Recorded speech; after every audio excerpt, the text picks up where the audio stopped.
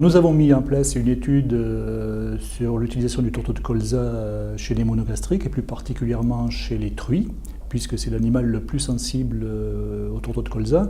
Cette étude a été réalisée avec l'Onidol, avec l'IFIP, avec la collaboration également de l'INRA et d'un fabricant d'aliments, Sanders. Le but de cette étude était de montrer que l'incorporation du tourteau de colza à 10% dans l'aliment ne posait aucun problème et ne provoquait pas de perte de performance par rapport à l'utilisation du soja, par exemple. Le colza est un coproduit de la fabrication du biodiesel.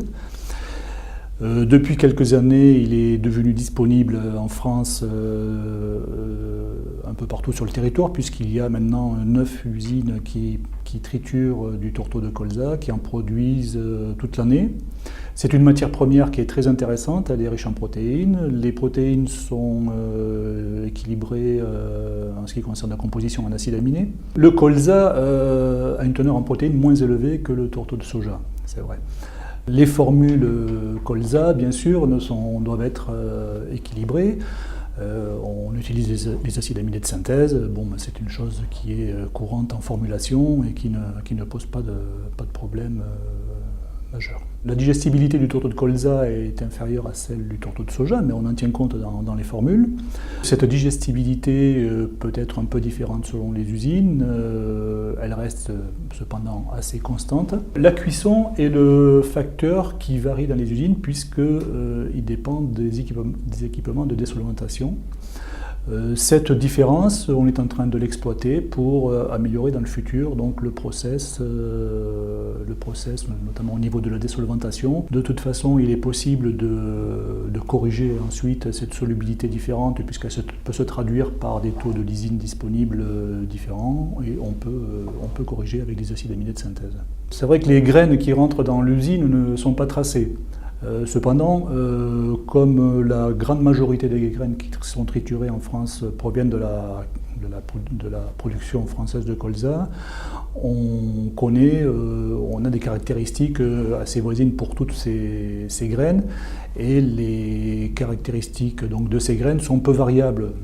Comme le process est identique dans toutes les usines, on a donc à la sortie des usines des tourteaux qui ont une constitution pratiquement identique en termes de concentration en protéines, concentration en matières grasses résiduelles et en cellulose brute. Jouer sur la qualité des tourteaux en partir de la qualité des graines, ça veut dire qu'il faudrait des variétés meilleures en protéines, enfin à plus forte teneur en protéines.